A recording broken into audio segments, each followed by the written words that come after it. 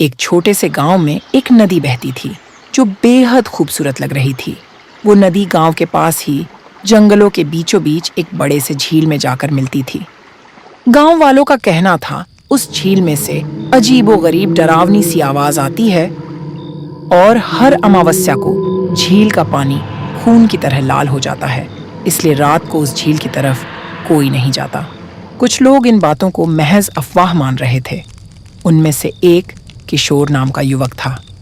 रात को घर में सोते वक्त भी वो उस झील के बारे में ही सोच रहा था। उसने तय किया कि वो उस झील के पास जाएगा। अगली रात आधी पहर को वो हाथ में मशाल लिए झील की ओर चल पड़ा।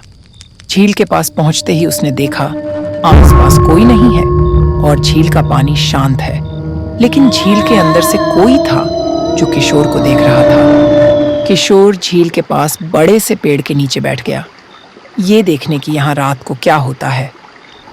अचानक हवा बहने लगी और एक पत्थर आकर किशोर के सर पे लगा और वो वहीं बेहोश हो गया। अगली सुबह जब होश आया तो किशोर ने खुद को घर में पाया। उसको याद नहीं था कि वो झील के पास से घर तक कैसे आया। उसने जैसे ही पानी पीने के लिए ग्लास हाथ में लिया, उसने देखा कि ग्लास का पानी खून बन चुका था।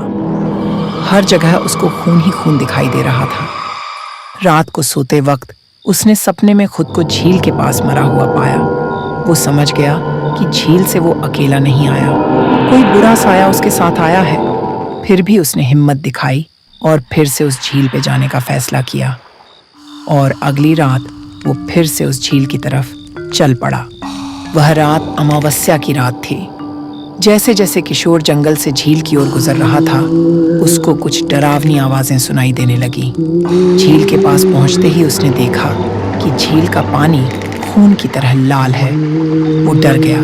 तभी अचानक झील के अंदर से एक डायन बाहर आई और जोर जोर से हंसने लगी और कहने लगी, तेरे खून से आज झील का पानी और लाल होगा, जैसे इन सब लोगों की वजह से हुआ है। किशोर ने देखा उस लाल पानी में लाशें ही लाशें तैर रही हैं। तभी अचानक पानी में से एक भयानक हाथ बाहर आया और किशोर के पैरों को पकड़कर झील की तरफ खींचने लगा। और देखते ही देखते किशोर झील के अंदर समा गया। झील के पानी में जोरदार एक उबाल आया। अचानक सब शांत हो गया और झील का पानी पहले की तरह साफ हो गया। और फिर वो डायन अगली अमावस्या पे अगले शिकार का इंतजार करने लगी।